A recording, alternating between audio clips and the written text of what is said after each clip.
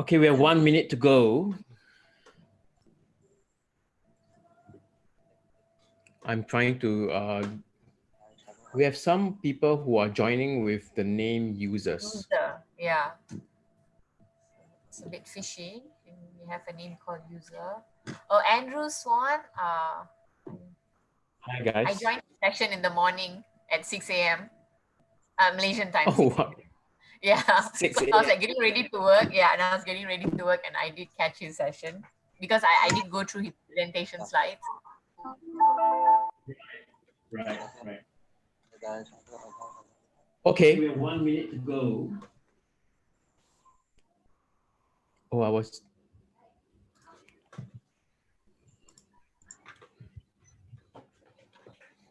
Okay.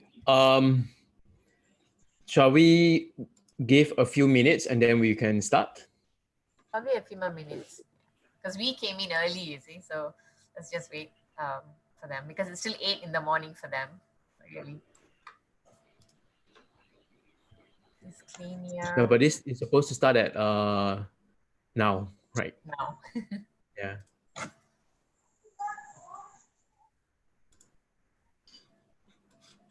So maybe we can give it 5 more minutes. So we have Dragana, who is an ELT teacher as well. We have Dama, who's an ELT teacher. Prania, Cynthia, hello. We have Lita from Indonesia. I don't know anything about Andrew, actually. You said you joined Andrew's session just now. Yeah, I think it's his session. I think that's the person I joined in the morning. Let me just Google that up. You gonna Google him? No. Yeah, I just want to check what I was watching. His mic is on. Hi, Andrew. Maybe it's too early. Yeah, because he remembers when I asked a question in the morning and he remembers that I have a session at 9 p.m. I mean, yeah, so he remembered. Yeah. So yeah, it's him. So he shared about reaching to the screen synchronous strategies where he presented using Edpuzzle. Yeah. Oh, he did a comment on the chat. It's him. Yes. Yes. Yeah. And we have Cynthia from Puerto Rico. Nice to see you here. History teacher, 7th grade creative writing teacher. Everyone is here to learn more from you. Wow. Is it Dr. Uma or Dr. Irma? How do I pronounce your name? Dr. Uma. Uma? Uma as in Uma Thurman. Oh, exactly. That's what I expected. Okay. He has some errands to run. Okay. Then he can join properly. So now he's improperly joined.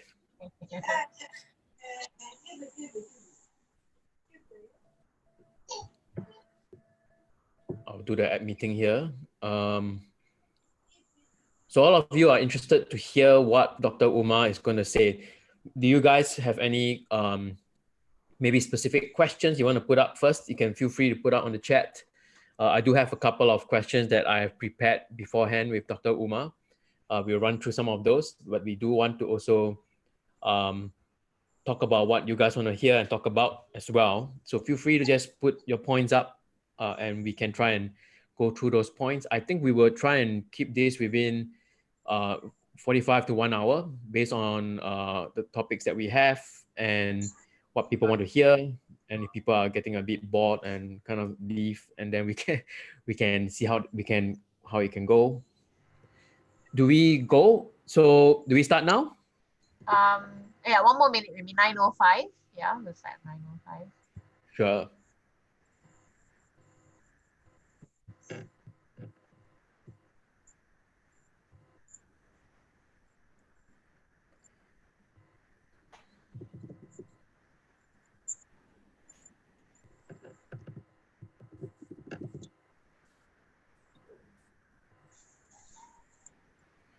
There's one thing I forgot to do. Yes, I think you're supposed to take the attendance or something, is it? You're supposed to like fill up a form. No, I'm supposed to open up the... Yeah, that slide. There's one slide, right? Yes, I'm going to do it now.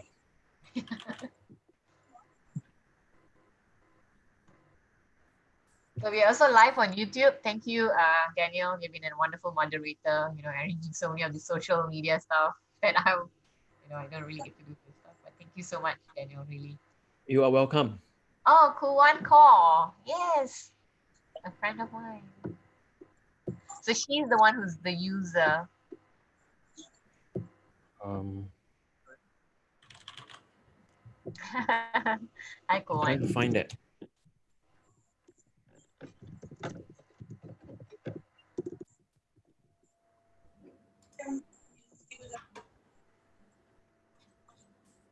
I have too many emails from Matthew and I can't find that one. Uh, I think it's fine. yeah. I think I see it. you see it. Yeah, because I I have. got it. I Oh, you want to? Okay, you can do it. Yeah. So let me just do it. Right, it's the one, Fantastic. right? Yeah. Yep.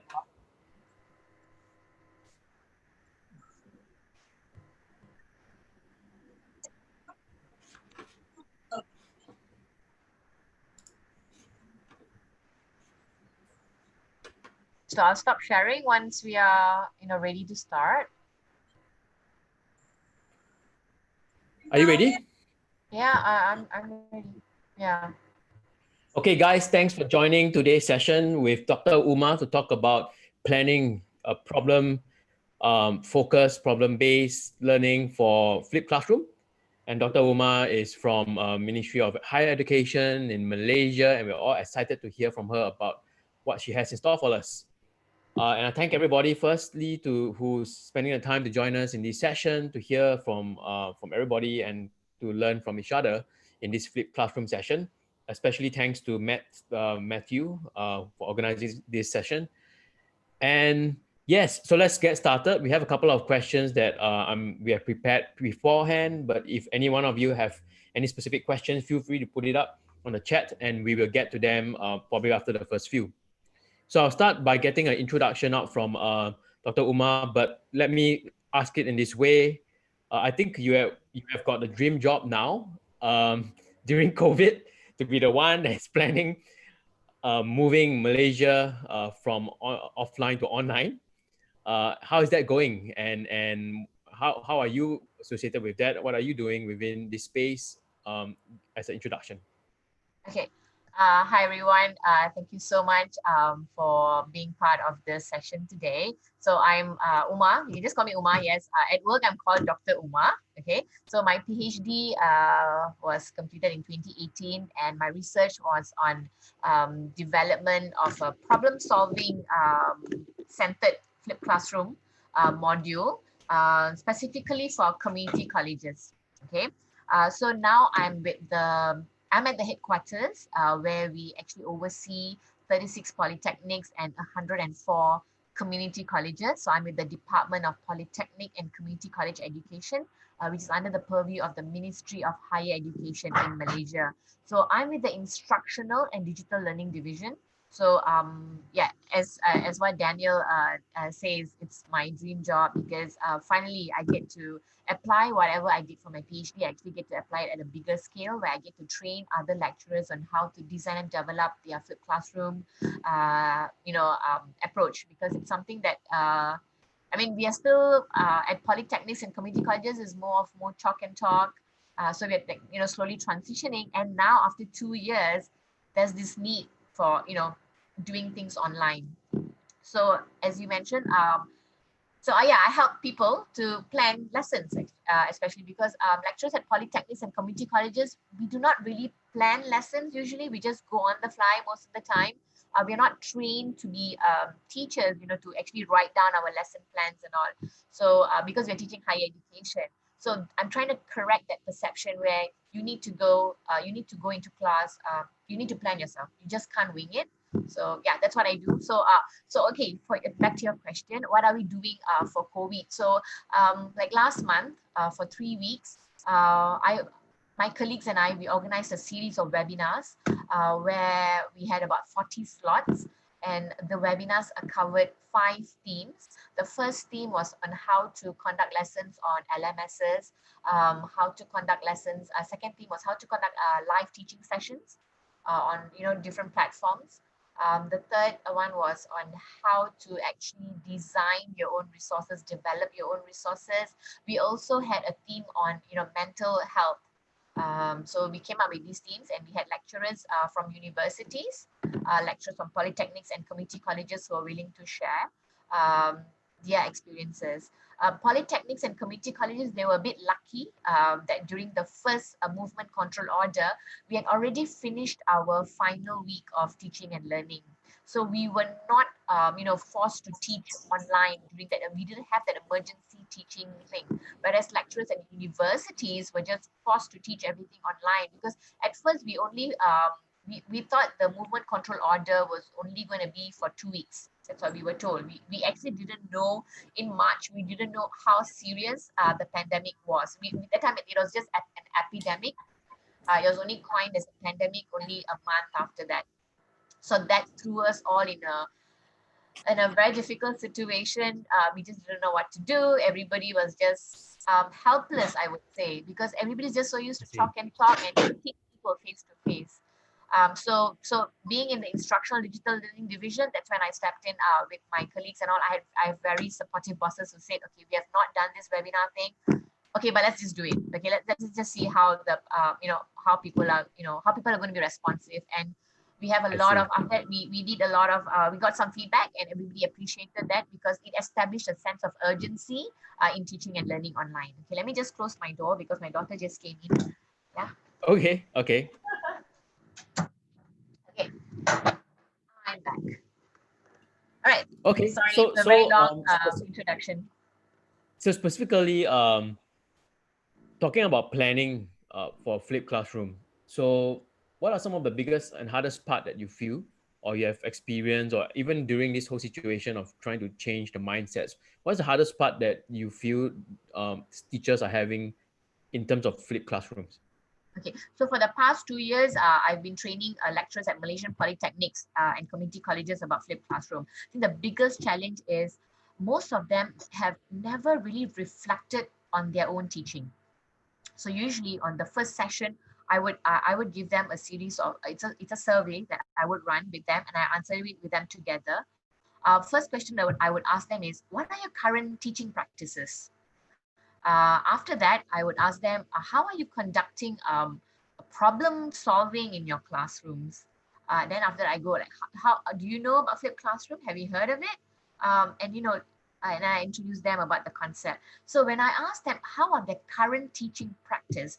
That's when most lecturers actually reflect on their teaching and learning. This is something that they're not used to. So I think the biggest challenge is that they've never really sat and reflected on their teaching practices, because they've been doing something like in and out, and this is regardless from someone who's been teaching for 5 years or 20 years.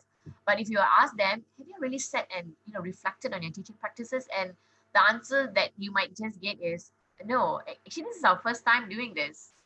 Yeah, I think that's the biggest challenge, to actually reflect on their own teaching practice. And the second challenge would be, okay, Uma, you're telling us to ship the easy stuff out. So what do we do when we meet our students face to face? Because I'm so used to teaching. Our students, I need to lecture. I need to show them things. And you're telling me to actually, give them before they come to class, because when I send them PowerPoint slides, they do not even read it. So those are the questions that they would ask, because all this while they have a platform, an LMS, but they just use it to just store information, just deliver it. But they do not link what happens before class, during class, and after class. Another issue that I found was lecturers do not get students to reflect on their teaching and learning, on the whole learning process. So that's the third one I found. So how much time do you spend, or do you think a teacher should spend for planning his classrooms? Not very good with numbers. There's no magic numbers, but I would always tell them that the first time you're doing it, it's going to be challenging. But trust me, the second time and third time around, you're just going to reuse the materials. So the first time is the one that requires a bit of time to plan. So when I conduct workshops over 2 to 3 days, they get to plan thoroughly for 2 lessons. So once they get the hang of it, it's easier for them to actually plan the subsequent lessons. And I always choose the unit that they know that the students struggle the most, because some of them have been teaching something for, like for a few years. So they know, oh, there's this unit that, the students struggle the most. So I'll get them to plan their lessons for that. And once they have done the planning, then they start, oh yeah, I think this is a better way. I think this would get the students to understand the concept better. Before this, they knew the students struggled in that content area, but they felt that there was nothing much they could do because, that is a difficult part. For example, a subject called thermodynamics. So it is labeled as a killer subject with a very high failure rate at polytechnics, or maybe engineering mathematics 3. So they have actually, so when I get lecturers to come on board, for flipped classroom, I actually target subjects which have this very high failure rate. And there's a reason why. Actually, I take that as a challenge for myself, targeting subjects which has a high failure rate, so that lecturers can actually redesign the teaching and learning. And then they do a pre-test and a post-test, and then they feel that, oh, students actually get to score better because they get to, make sense of the content. Another issue I found out was lecturers do not have real world materials to use as a stimulus for problem solving. Most problems are just textbook problems. But if I were to ask them, have you actually, how do you apply this concept in a real world? So you're going to, in technical vocational education and training, you're going to produce graduates for the workplace. So when I ask them, okay, so let's say they've learned this concept A, how is this concept A being practiced in the industry? Most lecturers, unfortunately, do not have the answer to these questions. So that's another challenge I found. And And I do have a they solution for that. Yeah. and and that maybe links well to one of the slides that you have, which is related to the Bloom's taxonomy.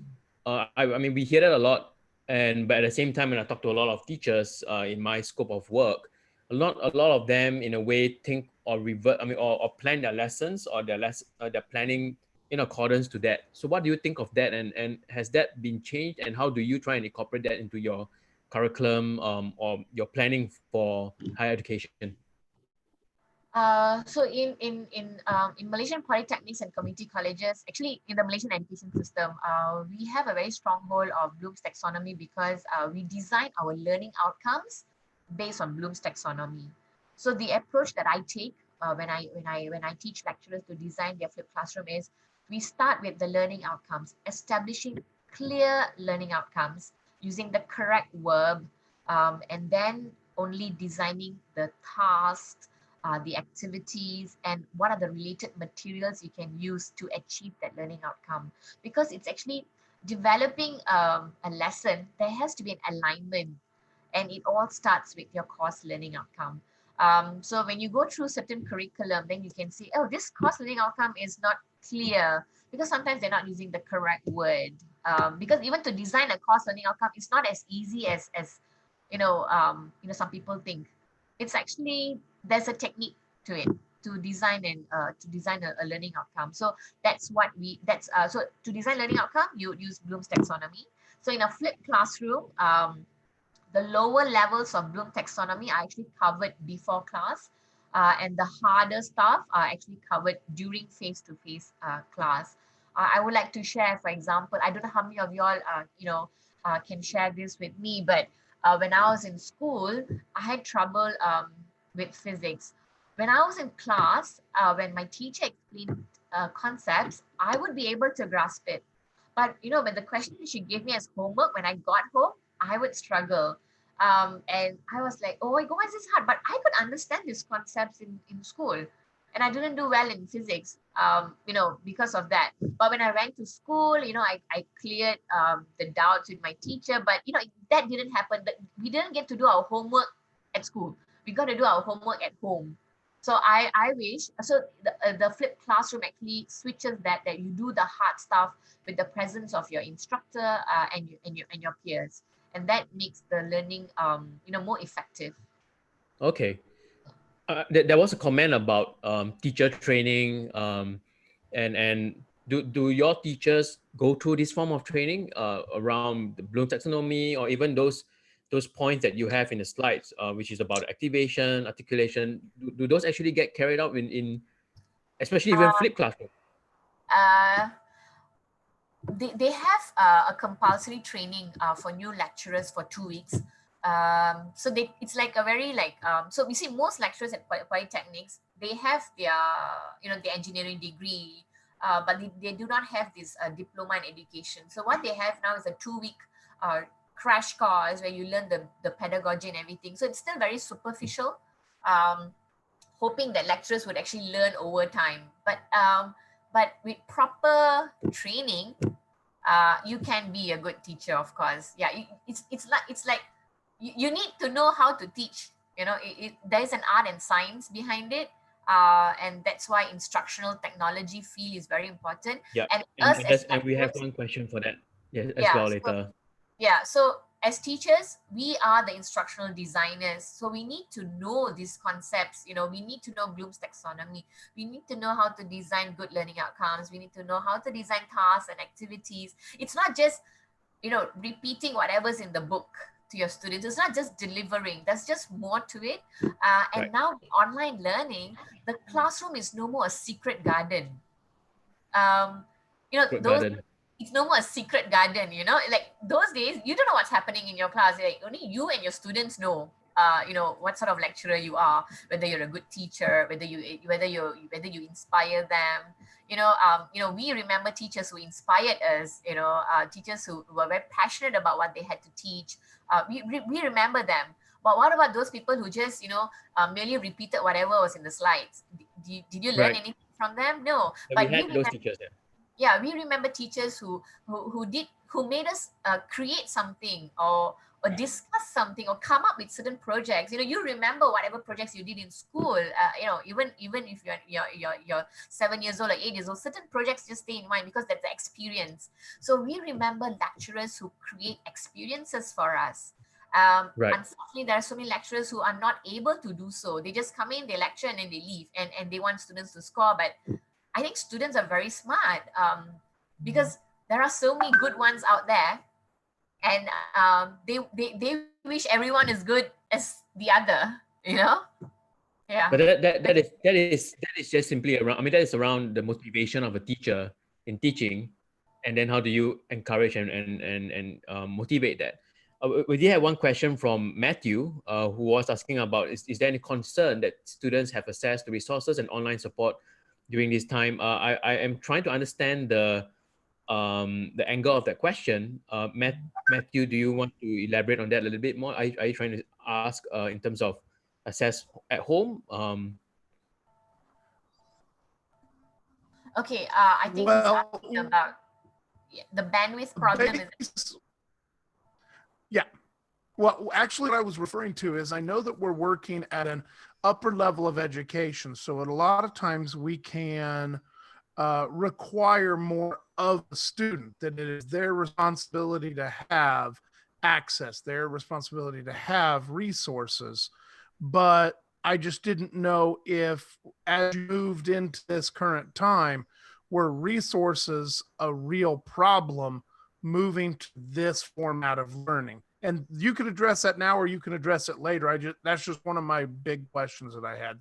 Yeah. I'll Yeah, so in our education system, unfortunately, not many lecturers actually have resources with them, because they've been depending fully on this face-to-face. Oh, I can get to see my students in class. I can demonstrate to them. There's really no need, for us to develop videos and all, because it's just so time-consuming. So we have many lecturers like that. So what happened during the pandemic was, okay, we are in trouble.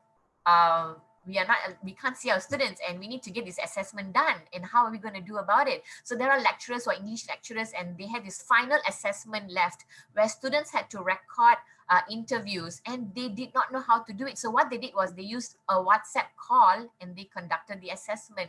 They didn't know that that's the only thing, smartphones. So in Malaysia, there's this very high mobile phone penetration. So compared to laptops and or iPads or tablets, very high penetration of mobile phones. So many lecturers actually conducted lessons on, have you heard of Telegram and WhatsApp? I mean, I'm not sure if Telegram is Yes. it's prevalent in the US, but Telegram and WhatsApp. So what lecturers did was they would export their PowerPoint slides into images, and then after every image, they would add on a narration, an audio clip narration, and then they would send the lessons. And also, some of them actually compressed video files and sent it over for students. For those who are teaching engineering subjects, some lecturers, what they did was they were not able to go to the lab, but they still had data from the machines, for example. So students were not able to actually, calibrate the machines, but they were given data to do the calculation. So, those are the ways that they had to adjust the teaching and learning. So it's like more of cognitive level assessment and not the psychomotor assessment. So I think that was a challenge because they were caught. Yeah, they were caught that, hey, how am I going to do this, without this face-to-face thing? So assessment was actually conducted more on cognitive, and I think it was best at that point of time was to be flexible and allow leeway to assessment, because it was impossible to do a psychomotor evaluation. So that was shared by one of the lecturers from an engineering course, where what he did was he labeled the machine using simple arrows, step by step, what needs to be done, what was the process, what is the sample of data, how would you process the data and get students to do the calculation based on that data. So certain things you have to forego. So, it can't be exactly like, before the pandemic. Yeah, especially during online hands-on courses. That goes quite well with the two questions, the questions that we have from Klenia and Cynthia about asynchronous activities that you can do in the classroom. But in this case, I think it's also one of the questions that we wanted to talk about, which was this online engagement. And that's one of the challenges that a lot of my teachers who went through your video as well, who are quite curious about. Like, for example, you can't really see students sleeping. And often when you finish the class and then you leave, but they're still there. So how do you handle that situation? And it's very hard to track the progress. And how do you, and this is essentially then linking to the asynchronous or offline engagement tracking. What do you think? How do you do it? And is there a potential opportunity in that space? Yeah, so the first myth we had to dispel with lecturers was when they saw the timetable. So some lecturers actually thought that if the pre-pandemic timetable is 2 hours of face-to-face time, they had to be with the students for 2 hours online. But that was not the case. So what we did was I actually trained them to actually plan for more synchronous work. So according to the framework was the activation, demonstration, and most importantly, the application part. So students actually had to do something, some tasks. And during the synchronous session, we just made it, I would encourage only less than 40 minutes of face-to-face time. And the rest would be group work on Zoom breakout sessions, meaning getting them to participate more. So that's why I suggested Mentimeter, poll everywhere, so that students know that handphone can be used for teaching and learning.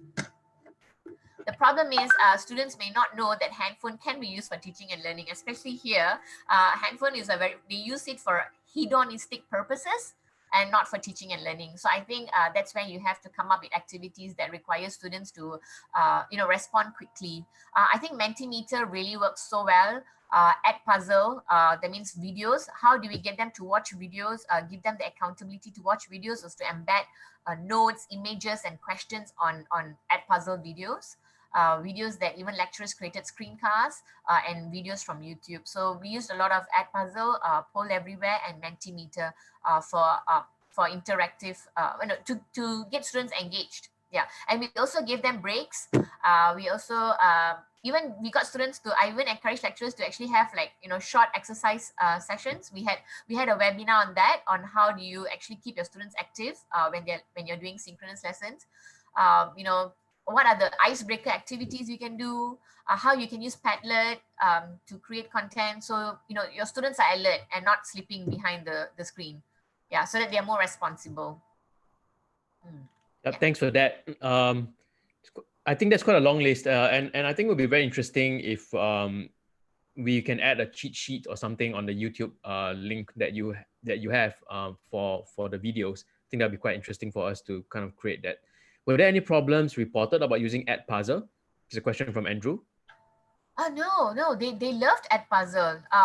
Actually, many lecturers and students did not know that YouTube videos could be repurposed, and and that stops, that the questions actually gave them this immediate feedback, and they didn't cheat. Yeah, there were no problems with Edpuzzle. I think they loved it. Some lecturers even tried Play Posit, which allows more layers to be added. But for those who so many of them found just Edpuzzle was good enough. But also, yeah, there are other apps such as Play Posit, which allows more videos to be layered upon. But Edpuzzle, yeah, no problem. They enjoyed Edpuzzle. I see. There was a point that you also briefly mentioned about shorter lectures. How are you able to actually really cut down on lectures? How do you handle that with your students? I think that takes practice, because we love to talk, and during the pandemic, everybody just missed their students so much, and they wanted to talk a lot. But I would always suggest do less talking. Get your students to talk instead, so get your students to talk, get your students to present. And you do less talking. This is something that I've encouraged lecturers. It's not easy. It takes time. It takes time for lecturers to adapt to that, because many lecturers prefer to be the ones delivering the information, especially in this part of the country. I would say they like to be the one people look up upon, delivering information. But now times have changed. And they also worry that because there are also some students who feel that no, you're the one, we're supposed to learn from you. So we're trying to change that. So I think that's how the lecturers need to play a role and say, you see, the answer came from you. So another important topic I always share during my training is how to use Bloom's taxonomy to design questions. So at this level, what are the questions you may use to engage your participants? I will share that. Yeah, if I might just send, if I get the link. There's this very good article I read on questioning strategies for different levels of Bloom's taxonomy that you might want to read about. Yeah, I will share that in the chat session in a bit. Yeah. Sure. Or we can always add the links to the YouTube description later on. That'll make it easy. Okay. Yeah. Which is easier, a teacher talking all the time or a teacher getting the students to talk? There needs to be a balance. There needs to be a balance, because we need to also control our class. I think classroom control is something that students, you see, when you did online, you need more classroom control when you're teaching online compared to teaching face-to-face. Teaching face-to-face, you can just stare at a student and then you can discipline the student. But when you're doing online, how? Now we lack, the body language actually plays an important role. And now you have students actually just, not sharing their camera. So how do you do that? So I think there needs to be a balance. I think there must be a frequent, checking in, monitoring, tracking. Don't let in the breakout rooms for too long. I think every 2 minutes you check. Actually, students, they just want that attention, and you can give them the attention. So don't okay, I give you 30 minutes to do. No, it doesn't work that way. Every 2 minutes you just check into different Zoom rooms, or if you're doing Google Meet, like Google Meet, you can't do breakout rooms. So you have to do different Google links. So check on frequently. So you'll be actually talking, and your students also will be talking. So I think there's no magic number, but I will always strike a balance, because classroom management is very important when you're teaching online, because we don't want our students, as you said, just sleep or just ignore. Yeah, we don't want that. And that was a question just now too about the breakout rooms. And the teacher was having struggle trying to manage the breakout rooms. It sounds like breakout rooms just wasn't going to be a substitute for manage. In fact, it gave more work for the teacher to do. It may not even be a good solution for this. Okay, so there are tips. There are tips to organize a breakout room. So you need to get your students, maybe 2 or 3 in a breakout room, or 4 at the most, and then assign roles to them. assign roles, like who's going to be the one who's going to do the, assign roles, who's going to lead, who's the one who's going to like take down stuff, who's going to gather materials, just like how you do it on a face-to-face basis. But I think firstly is to assign roles and get students to even, and in one session doesn't mean person A has to be the leader for all three questions maybe. So maybe question 2, person B becomes the leader. So you give them a chance, to feel what is it like to be another person. So get that rotation thing going on. And that would give a higher accountability to students. And I've seen this even in my daughter goes for her online classes, where it gets rotated even in that one synchronous session. Who gets to lead the breakout room changes. So that gives everybody a taste of what is it like being a leader, or what's it like being the sleeping partner. Yeah, it gives them a taste of their own medicine. Oh, Andrew is gonna use that secret tip from you, but he's gonna have to run. You're gonna have to kind of go into the room, come back out, go back into the room, out, and tons of tracking that needs to be done there. But yes, assign roles. I think that's good. Okay, but all of this was one of the things that we wanted to talk about, which is the technological ability of not just the teacher, but I mean the students, but especially so for the teacher. And one of the things that we wanted to talk about was what if the lecturer himself is not technological proficient? Are they going to be phased out? Because if we are in a flipped classroom and your entire YouTube video was about tools, almost, I mean, there's half of it was like 60% pedagogy and then 40% is about the tools and how to use them. So if someone is not good at tech, a teacher is not good at tech, maybe historically he will go to the instructional design team. He goes to the ID team and say, hey, tell me how to use this tool. But what do you think? Do you think that these teachers would just end up failing with their jobs and then being fired? I believe in buddy teaching. I think it's best that teachers who have been teaching for more than 20 years, they have the subject. They are the subject matter expert, but they might need to pair up with someone who's much, I can't say younger, but someone who's more willing to try out these different technologies, and then they can pair up and become and then conduct lessons. And this happens even in my daughter's class. But there are teachers who have been teaching mathematics for year 2 for 25 years, but when they were asked to do it online on Google Slides, they actually collaborated with other teachers to come up with the material. So teachers, we cannot be selfish. I think you should start helping one another, because you have everybody has their own strengths. I think is team teaching would be the way to go. So these teachers will not be phased out. Of course, they need to accept that, okay, I do not know, but I'm willing to learn. And being an educator, lifelong learning is one of I think we all need to be lifelong learners. Core value, To become a better educator. And I think that's very important, because every day, like even my slides, even till actually today, there were more changes that I need to do as I read more articles and all. So even I have to change the way I teach. So like certain apps which I covered during my previous training in, for example, in January, but now in June, I feel that, hey, why not you guys use this? This is much easier, for example. So things are changing every day. So we need to be open and willing to learn. I think that you guys are actually joining this session itself tells me so much about you all, that, y'all are willing to learn, new things. Yeah. So do you profile your teachers? As in this case, what you're saying, you're going to do a buddy system, which means you have to know which teachers are better with technology and which teachers are not. And then you put them together so that the technological teachers might somehow influence the not as proficient teachers to kind of is that how you do it? How do you do it? Yeah, the head of departments usually are able to identify these teachers, the head of departments in every institution, because you see, we have this end of year every semester at the end of the semester, you have this assessment, this form that students are filling in about you. And of course, there are different aspects to be covered. And these assessments, the students don't lie. they tell the truth, because these are all what do you call, anonymously.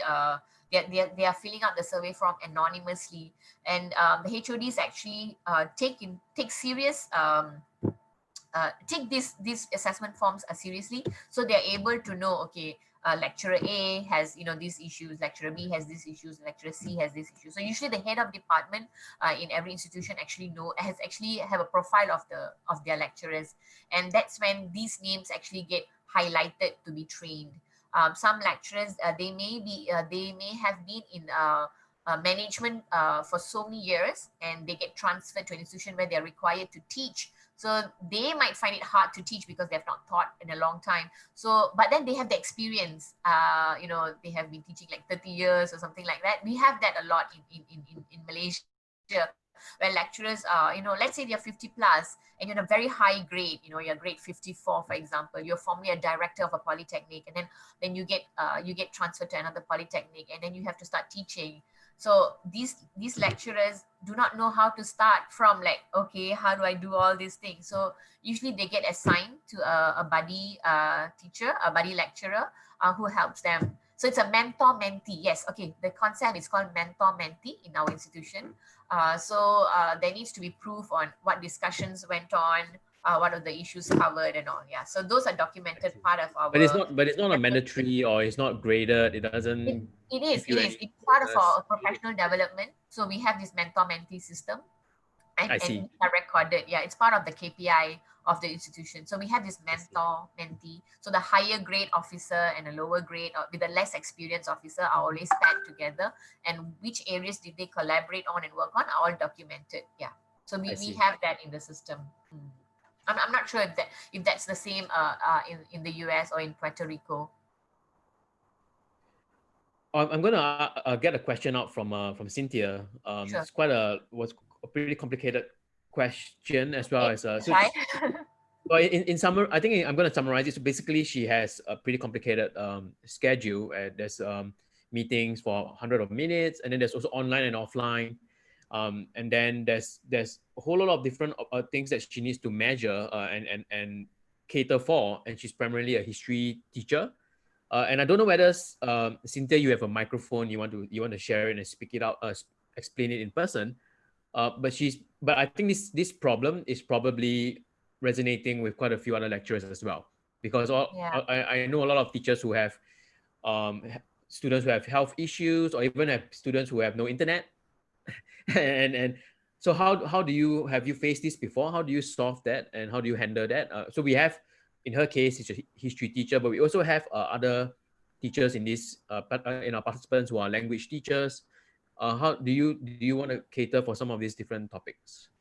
We had okay, so some of our polytechnics are also located in remote areas. We have if you have heard of Borneo, Sabah and Sarawak, there are many remote areas. So these lecturers have actually printed out materials for the students. They even sent pen drives, flash drives to students. But mostly they use Telegram, and they have actually just because Telegram works under low bandwidth, the app. So Telegram was one option. Number two was Actually, sending hard copy. maybe before the technology side, I think Yeah. one of the things that she wants to try and understand, or maybe try and get some ideas from, is the planning side. What Okay. are some of the things you think about, like availability of time, where they are, what tools that they have? What are the things that you think a normal person, I mean, a teacher should think about when they plan something like that? Okay, so we I see here that she has 100-minute classes, 2 days in a row, then off for 2 days, then back on 14-day cycles. Well, it's quite complicated, and we have students at home for medical reasons. I'm and for the possibility of going to distance learning once more. Planning. Okay, so if you were to see my planning, my lesson plans that I have used with lecturers in polytechnics and community colleges would be what happens before class. I would usually, I don't know, because I use so much of technology in my teaching and learning, but I think we can get them, I think we start giving them questions. Maybe we can actually And think screenshot about it. questions and actually print it out. Yeah, more paper based work, but it'll take some time. but you can actually use the print media for on most cases. So like, you know, you screenshot the video and then get what are the questions, you put in the questions. So it's going to take a long time to actually plan. But I think, yeah, using print media would be a way to go. But I would, so you see, my lesson plan actually is how to sequence your lesson. How do you activate your students' mind? What are the, how do you get students to actually come prepared for your class? Because the biggest issue with Malaysian Polytechnic and community college students are students do not come prepared for class. The first time they see the material is when they see the teacher, when they come to class. So that's why a lot of lecturing goes on. So what we're trying to is alleviate this, where we send in the materials to students, not only send in the materials, but get them to complete tasks. Yeah, and then come prepared for the live teaching sessions. So for your question, for suggestion for planning, I would say get your resources. And if you need to go on print, then you will need to prepare, you know, paper modules for your students. Yeah. But again, what are the questions? I would. What are the tasks? Yeah. I would also maybe throw something out there. So I know Uma, you have the different templates, a structure for your activation and your Yeah. modeling and all these different steps. I think Yeah. what could be helpful is I think what could be done, Cynthia, for example, would be segmenting your students. Yeah. So for example, you might have a table, and then you have, for example, activation, modeling, or experimenting on the left side as a column. And then you might have another column, which is the different segments that you have for your students. And then what will happen is for each different segment, your strategy and your approach for each one of these roles might be different. Yeah. Yeah. So the Because the one resources that is, and yeah, materials for these different audiences are also going to be different. So I yes. think that would give you to plan. Yeah. So first establish who your audience are. What are their needs and what are their limitations, and then you design what are the resources and materials which are needed to achieve you know, these learning outcomes. Yeah. Thank you. Yeah. Thank you, Daniel. So for, yeah, exactly. So if we take this example, which is from your slides, so we have the Yeah. activation, demonstration, and application on the left. And then you might be able to fit some of these systems on the right side and then categorize them by the segmenting for the students and the needs. Yeah. Is it, Uma, you think that's probably what you are thinking of as well? Yeah, correct. So I agree. So these phases are actually arranged in a way to enable students to become effective learners. So because so for activation, you not only need to relate something, you can ask questions which are related to their prior experience. You can also do a revision on the previous lesson maybe. So these are, I think first you prepare a checklist on what are the activities that you might want to design for these different audiences. Yeah, I think that would be good. Great. Yeah. Well, yeah, actually, Kuwan had a question for Cynthia about internet availability for distant learning students. But I think he was gonna answer that offline. So I think there was one question that I wanted to ask you as well, Yes. which was I guess that's related to the online engagement about social. How do you think social learning, especially like learning as a group, open communication, 21st century skills, is that something that I think it sounds like it's quite hard to do, but it might be a main focus of one of the main components for a flipped classroom, because a lot of discussions are being done on this. Yeah. How So do you factor it in? yes, of course. See, we are going to have graduates who are going to work in the competitive workplace. Very important skill that they need to have is communication. The biggest complaint employers are telling us is your students are not confident to speak in English, for example. Your students are not confident to present themselves. So that's why in the learning, in our lesson plan, we have this articulation. We have this articulation component where students actually get a chance to actually present. In terms of collaboration, we have group activities. It's very important to establish what tasks should be done individually, and what tasks should be done in a group. So I think that's very important to distinguish, because of course there are some students who I prefer to do this myself, but try not to give in to that, and try to get them to work in teams unless there's a very serious problem and they just don't refuse to work with other people. So get students to collaborate on things. I think more importantly, this is something I always advocate, is using real world examples for teaching and learning, which lecturers do not have. So during the pandemic, you can get guest lecturers to come into your class and give ideas of real world applications to certain concepts being taught. So for example, last year I had this cohort of this bunch of lecturers who were teaching hydraulics. So I asked them, you're teaching this concept of hydraulics. What is it like in a real world? In which project would you use this? And then they said, oh, we can use this when in a construction where you need to actually design certain part in a construction project. Then I asked them, do you have friends who work in these construction areas? And then they say, yes, I do. Do you think they would be actually able to just give us some real world examples of how this hydraulics calculation is actually being used in the real world? Then they said, I don't know if my friend is okay with that. I'll try asking. And when they just made a phone call and they had friends who were like, oh we can give them a sample of a plan that your students can actually apply this hydraulics concept in a real world procedure. So that's one example. Another example is, for example, in the culinary arts field.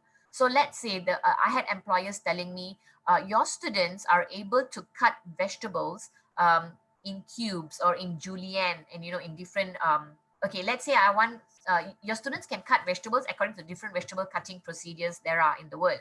However, in the real world, when your students are actually given a menu by the chef, and they are required to actually prepare vegetable cutting for these dishes, your students get startled for a while.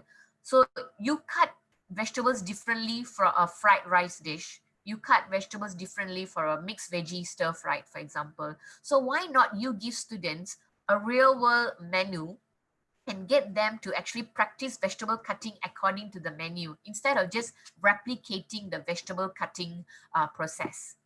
So that got lecturers thinking, oh yeah, I mean, that's what you would do at work, right? I say, yes. So when I asked lecturers, how would you apply this concept at work? And do you know of any experts who can actually, who are actually doing this, day in and out, and will they be able to give you some materials?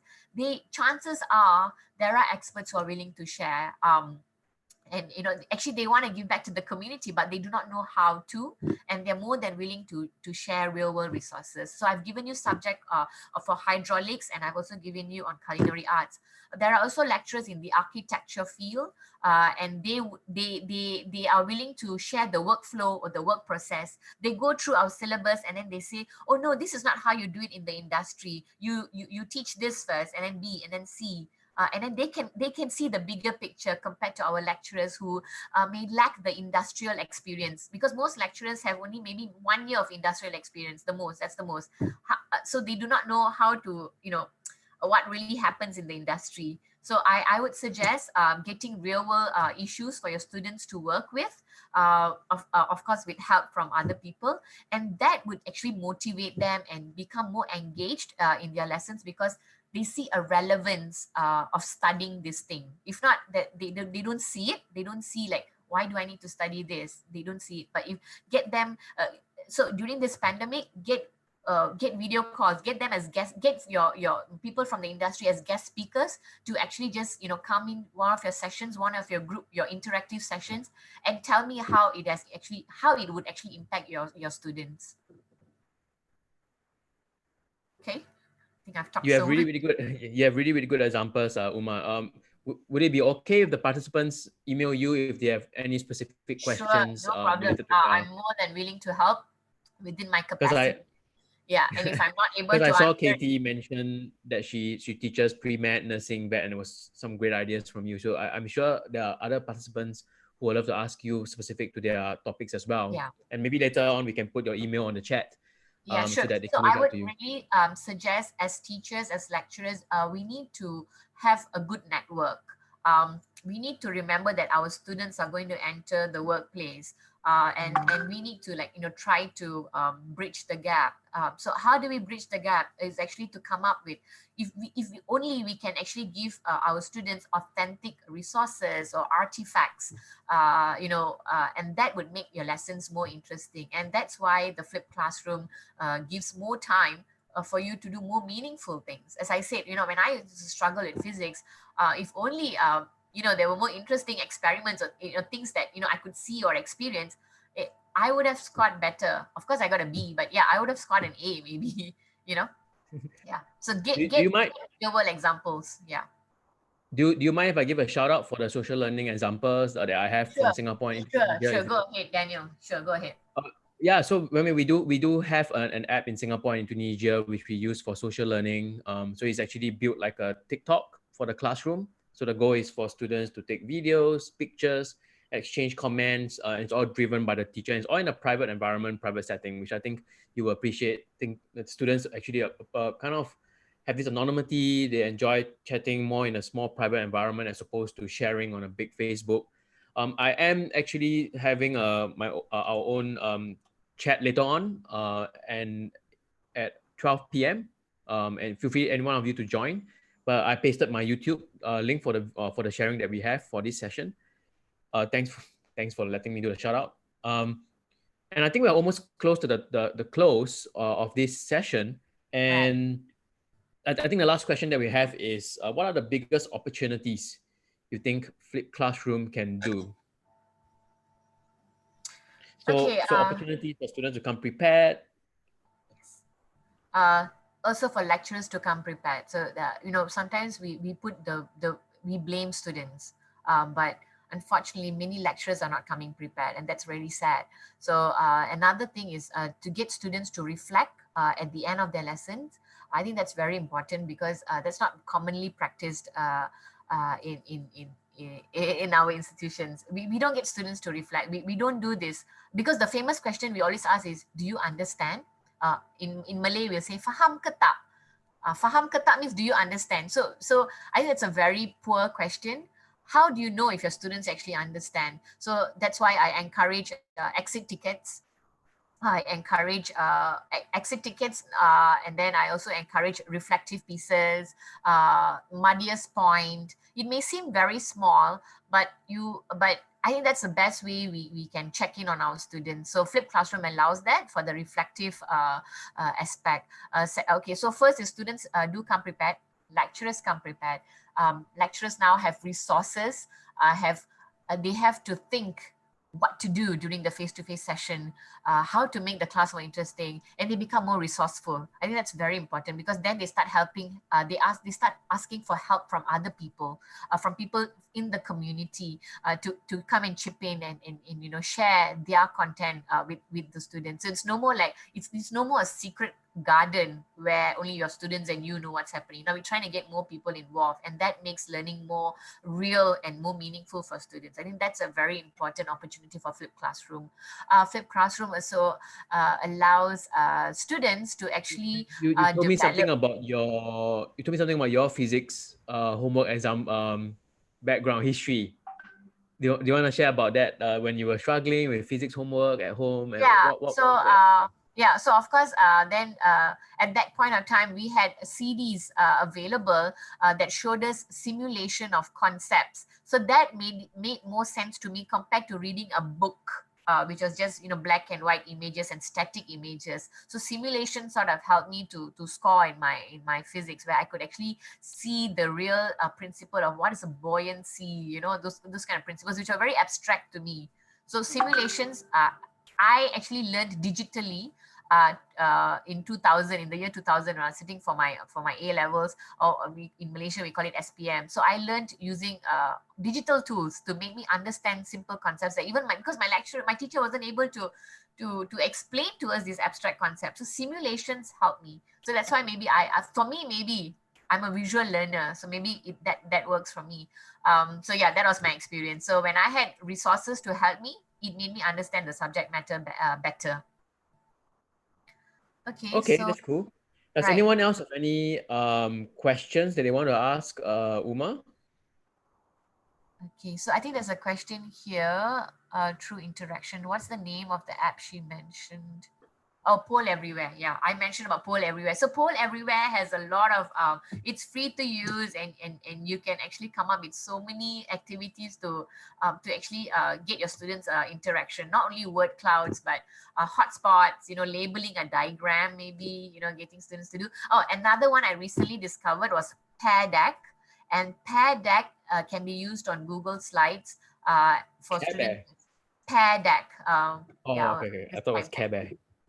Pear Deck. So that's pretty I'm gonna cool. put Dr. Uma's email Yeah, on the chat. So if anyone wants to reach out to her and say hello, thank her for yeah, or get more tips, I think you're happy, right? I hope you're happy. yes, yeah. Thank you so much. Yeah, I'm more than willing to help, because again, it's a learning process for me as well. So when I was doing my PhD work, it was probably very limited to face-to-face classes and what. So now when it's fully online, so how did my framework change? So that also required me to do some thinking and reflection. So when I did those webinar series for the department, so I got a lot of ideas from different lecturers, and everybody had something to share on how they actually solve the problem, especially with low bandwidth and all.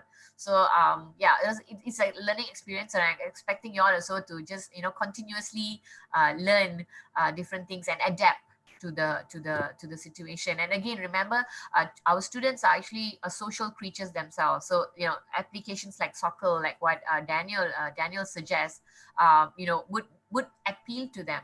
Also, get your students to generate content. It doesn't have to be you doing all the content. Get them to do something.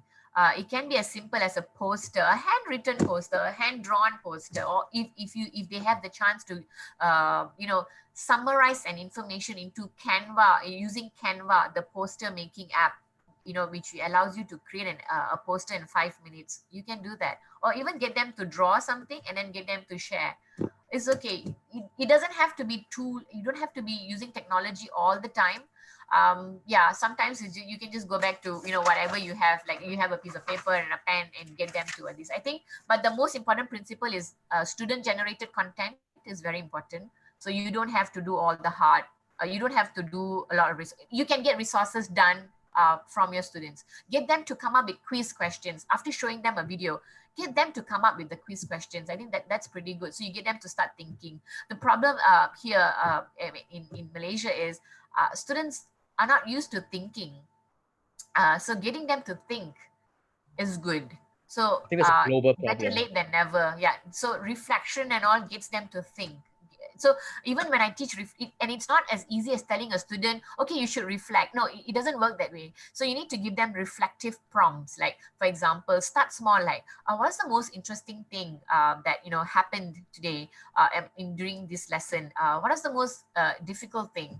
What do you think was the connection between materials you covered before class and during class? Yeah, okay, maybe I can ask this group of participants, what is your key takeaway from today's session? Yeah, I would like to know what's your key takeaway from today's session.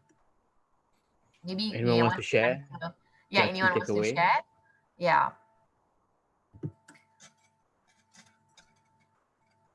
A global thing, especially when students are primed to things. Yeah, grades first. Yeah, so you have to come out from that's why you need to do this low stakes assessment. It's not all about the grades, but get them to come up with something more meaningful. Yeah.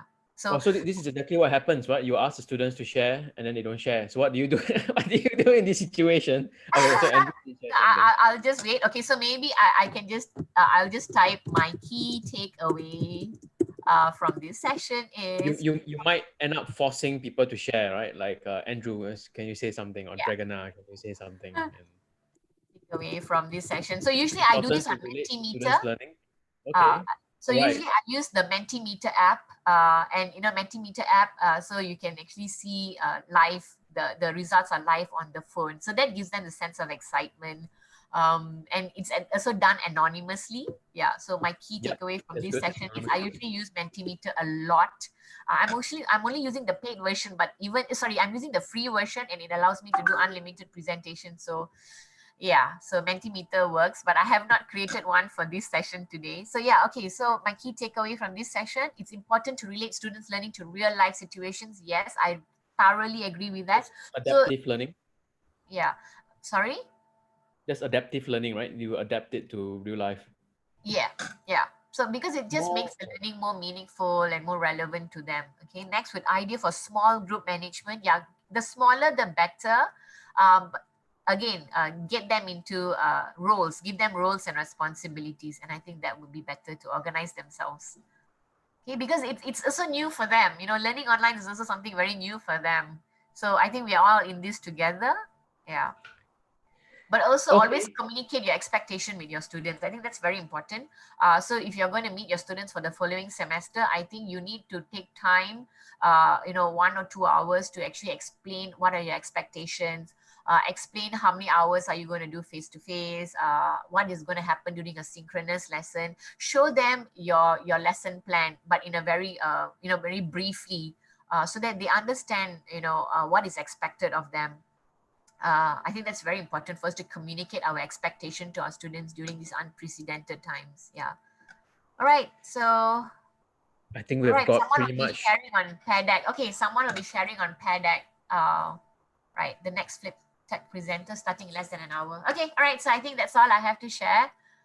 Thank you, everyone. If there are any questions, feel free to sharing lesson objectives. Yes. So I always start with learning outcomes. So as I said, your learning outcomes has to be very simple and clear and manageable. So that your students know what are they going to expect at the end of the lesson, what they should be able to do. Yeah. Right. Okay. So any other Sounds questions? good. Feel free to email me, drop me a line. Daniel, I hope I'm still awake for your session at 12. Yeah, I'll try It's to actually get. 1. It's 1 a.m. for us. Oh, 1 It'll be a.m. 1 a.m. Okay, so I'll have a quick nap and then I'll wake up probably Oh, to that's catch up. awesome. Right, so thank Okay, you so thanks much, everybody. everyone, for joining. Yeah. Talk to you guys later. All right, see Have a you. great day. Cheers.